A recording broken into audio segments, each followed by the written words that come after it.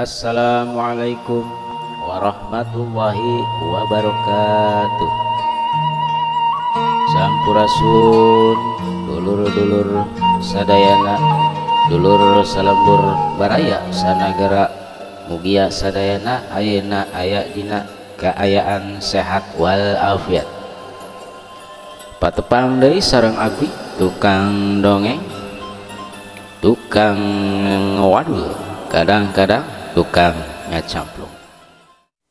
Ayo urang sadayana dangukeun ieu cerita anu judulna Balitungan, anu dilalakonkeun ku hiji jajaka anu namina Dirga. Harita poe geus maju ka poe berang anu caang robah jadi peuting, anu kayana sepi jempling, tapi teu ngajadikeun robahna kana tekad jeung paniatan salah saiji budak lalaki anu dina waktu harita keur lumampah mapae jalan satapak maju ka kidulkeun. Dirga nya eta Dirga anu katelahna ngaran eta budak umuran 10 nepi 11 tahun. Dirga teh terus ngalengkah maju ngidul tanpa aya tujuan anu dituju ku manehna ngan saukur mawa tekad dina jero hatena anu kudu kasorang ku manehna. Barang keur jongjong lumampah sakolebat dibelah katuhun Dirga aya nu lebat. Rek Dirga eureun bari panonna nyerahkeun anu lebat eta, tapi teu lila Dirga ngalengkah deui nuluykeun lempangna. Harita Dirga geus aya di sisi leuweung nu kuledegan reg wae maral ieu. Ki Dirga eureun terus diuk bari nyarande kana kai anu kacida gedena tangkal kiara anu harieum pisan. Kudu heula ieu mah di dieu daek teu daek capek ya. Gerentas hate Dirga bari nyarande. Barang keur ngarasakeun kacapek ngan gaur kadenge ku Dirga aya sora anu ngagaur malihan daruan pisan. Kebeg Dirga ngakebeg nyah Dirga anu cikaneh peureum kasarean beuntak. Kacida Dirga ruasna sabab katingali hareupeun manehna geus ngadapong hiji maung anu kacida godena ieu lamun langtung 3 meter sia. Dug awak Dirga ngadeg-deg melepar sungut calanga panon bolotot teu bisa ngicut. Nang plong kana maung sarua eta maung ge melong ka si Dirga. Aduh Gusti ngan nepi ieu meureun umur aing teh ieu, cek Dirga bari ngadeg-deg mani ting paruh riding eta bulu non bulu pundukna gaur eta mau ngagaur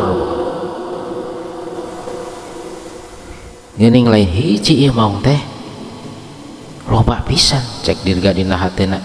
Atuh nempok itu teh lang sirah ki Dirga karasa lieur ditinggalian asa anyai kararoneng nu akhirna Dirga kapiuhan teu inget di bumi alam pingsan mun ayeuna mah. Teu pati lila teuing sabaraha wancina celak karasa aya nu nyak celakan kana beungeutna ki Dirga. Korejat Dirga hudang, aduh na aya di mana aing ayeuna, cek Dirga ngomong sorangan bari panonna gulargi leureun nataan eta tempat. Teteh lah ayeuna manehna aya dina luhureun batu anu digigireunna jeluk-jeluk tangkal kai anu kacida gede jeung caraku pisan. Geus beurang ning ayeuna mah cek dirga leutik alit keneh basa nempo sorot panon poe nu nyelorot kana sela-sela dadaunan tangkal kai nu aya di dinya. Jung dirga nangtung terus lempang lalaunan tapi karek ge sababaraha leka dirga eureun. Dirga eureun sabab hareupeuna geus ngadakom dua maung anu godena hampir sarua. Nempok kitu ki dirga mundur lalaunan. Tapi salah sahiji maung ngadeukeutan ka dirga anu keur undur-unduran. Pikirna ki dirga rek lompat ka mana bae pasti moal bisa lepas tina eta maung. Akhirnya pasrah teh. Di deketan ku eta maung gaur tukangan ki dirga ge kadeng aya nu gaur deui ku dirga direret nyata geus ngadapong sababaraha maung deui malah dikenca jeung katuhun dirga maung nyelamperkeun ngadeukeutan ka dirga bari 3 laur patembalan imah mata keung pisan. Aduh pokoknya mah lamun jama epes mer mah bisa peser na calana antukna dirga ayeuna geus dikuriling ku puluhan maung ngan anehna eta maung teh ngadon ngadarapong siga anu ajrih ku dirga ki dirga. Malah aya hiji maung anu panggedena ngadon ngaletakan beri jeung hulunna teh digudag-gidag kawas anu ngusapan nyaaheun ka ki dirga. Nempo kitu ki dirga kaget bari ngomongna jero hatena nak maung teh balalager kieu jiga nama nu ieu teh hayang nyobat jeung uing ya nyalamun kuring uing ek di paehan mah geus tina tadi pas keur kapiuhan kitu cek dirga na jero hatena. Tungtungna dirga ngawani-wani maneh nyarita maung kuring teh ngerasa lapar ya cik di mana nu aya dahareun keur kuring bari maksa non ngawani-wani ki dirga ngusapan hulu maung anu ngadeukeutan. Salah sahiji maung nu ngadapong bari buntutna teu dek cicing terus bari ngagaur ku dirga di tengetan paripolah eta maung nu ayeuna dirga naik kana tonggong maung atuh berebet maung teh lupat bari mawa awak dirga dina tonggongan pulesak aneh teh ki dirga teh teu tiguling teu kumaha teuing sabaraha lilana dirga aya dina eta di jero leuweung. Pokona mah ayeuna mah tos aya umur kana remaja ninggang umur 23 atanapi 24 jalan nu puguh mah dirga teh sapopoena dibaturan ku maung anu sakitu lobana. Dina hiji waktu dirga keur diuk dina lureun akar kai paromana sumunu alum pisan sakapeung kekerot bari katinggali panona ngadadak beureum siga nu pinuh ku amarah can sugeng mahirup aing lamun can malas pati ka anu nandasa indung jeung bapa aing cek dirga tina jero hatina.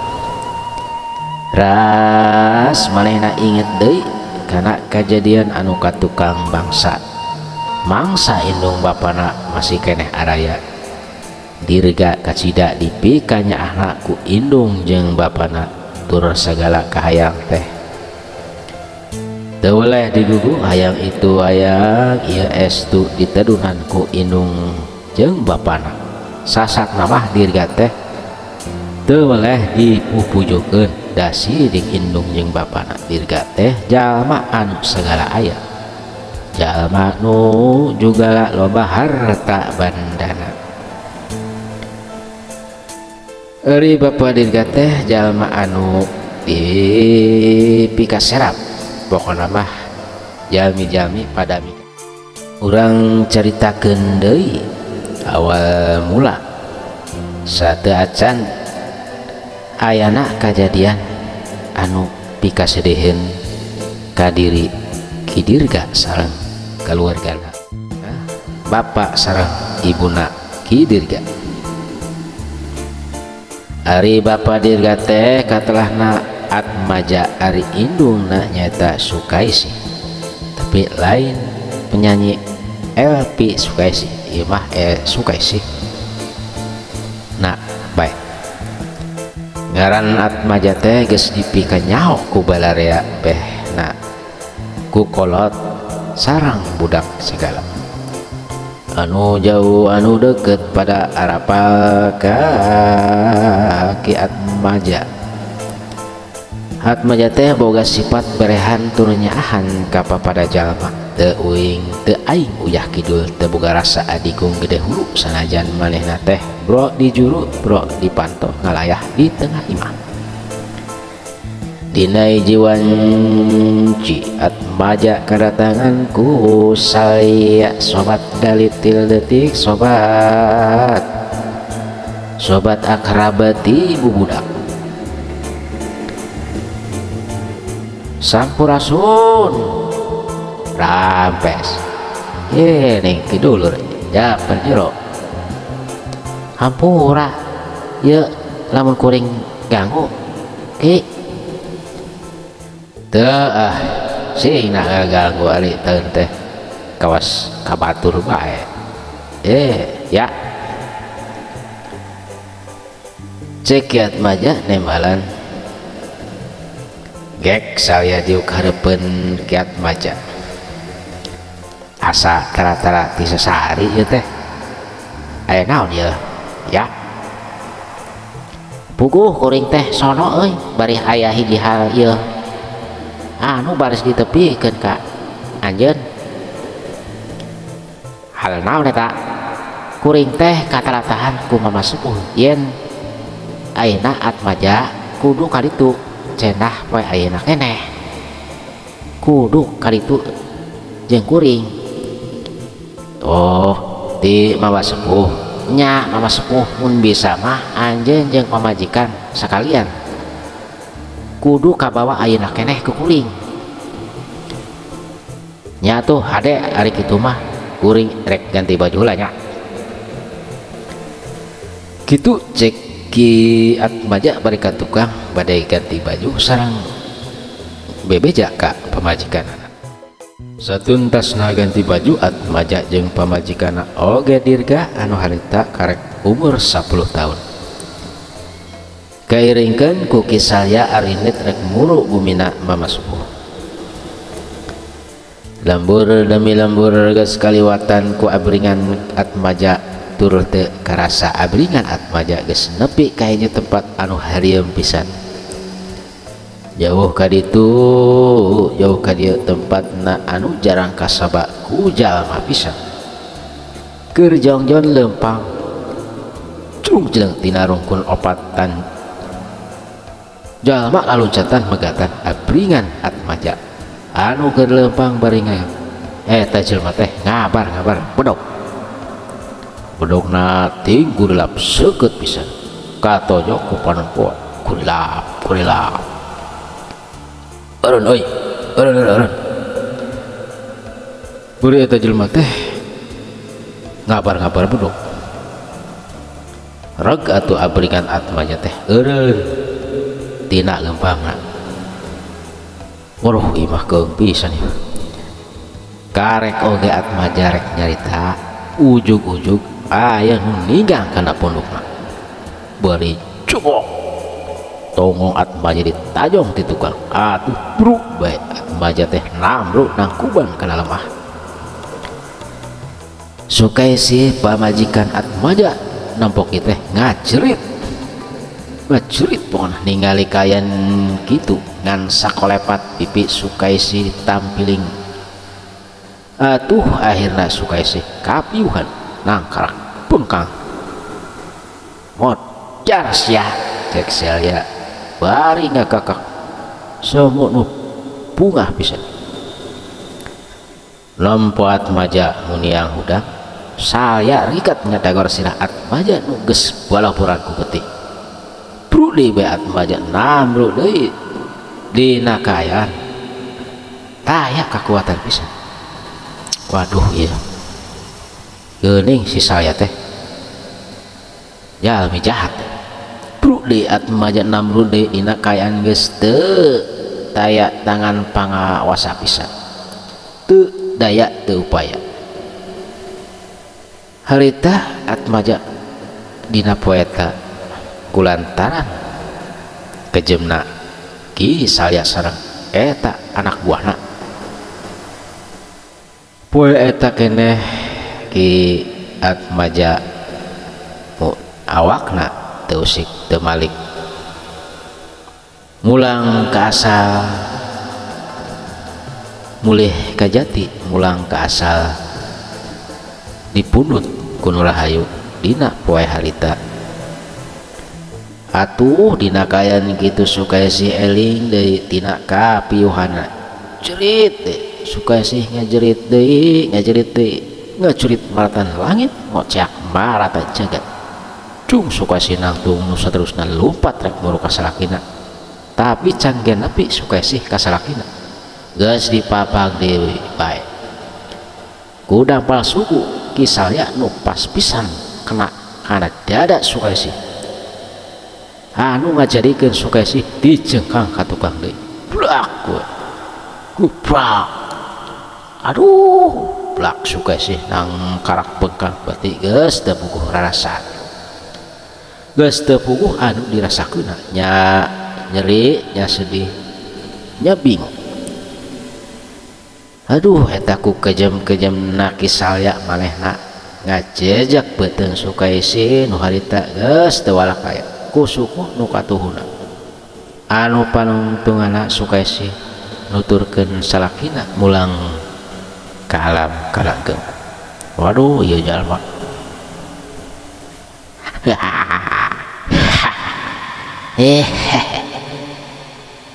sia karasaina mah modal sia saya ngagakek bangun nu ngerasa puasna ieu jalma teu aya rasa-rasa. Waduh ieu kisah ya timimiti poe ayeuna kabeh harta banda si atmaja jadi milik aing cek Salya bari nepak dada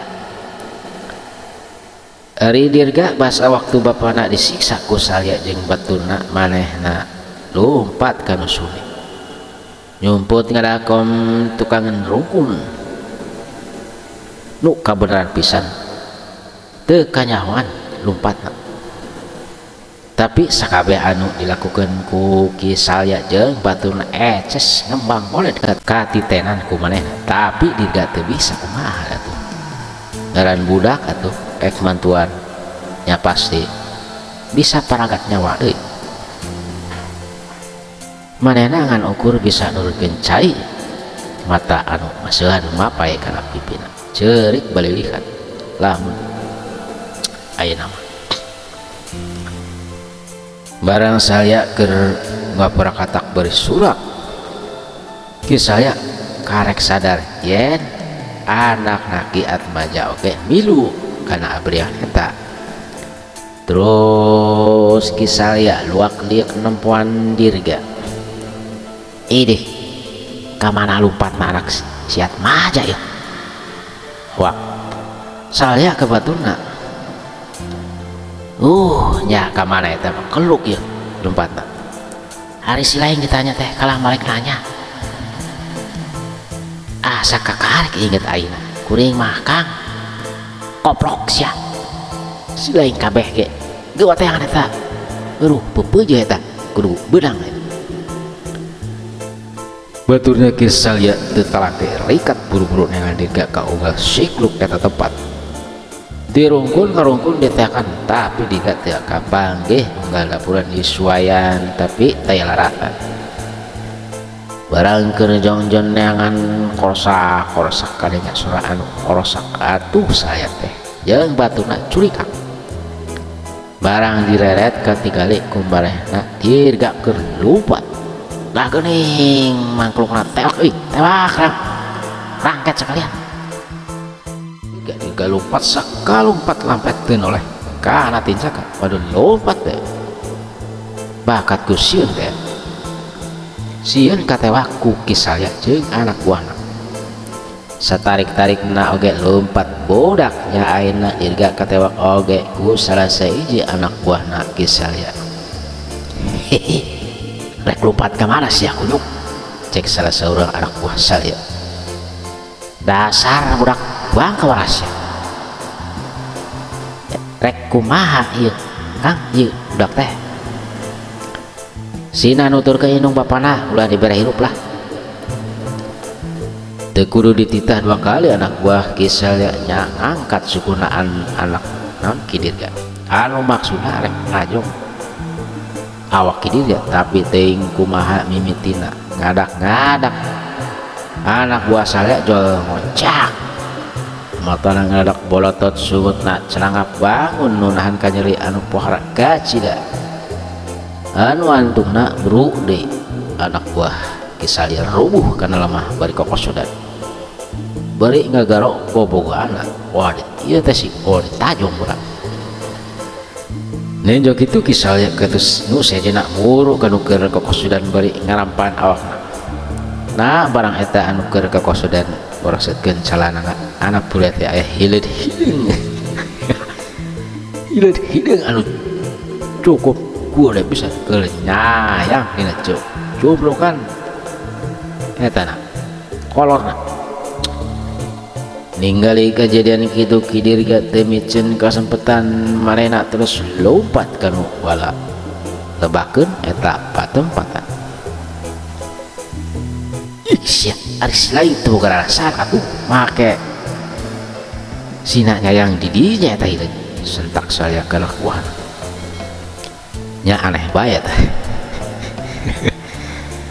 anu disentak tibatan ngajawab malah kalah upuringisan da ngerasa perih digatel teh dina bukaan aduh gatel ya aduh itu budak kabur kamana les nabi anak siat mah euy nu akhirna saya anggap bios ninggalkeun eta patempatan dirga mah tuluy lompat ngajawan eta patempatan maju ka kidulkeun kitu cerita awal mulana ki dirga lompat ka leuweung teh waktosna geuning saya para mirsa sadayana aduh ya rame pisan dong ya hampura anu kapenta hapunten anu kasun kasadaya pamirsa dongeng Sunda bilih aya nu kasebat tempat kasebut nami sim kuring sadayana nuhunkeun dihapunten lahir sinarang batin mugia kahibur tina dongeng ieu dipungkas ku wassalamualaikum warahmatullahi wabarakatuh.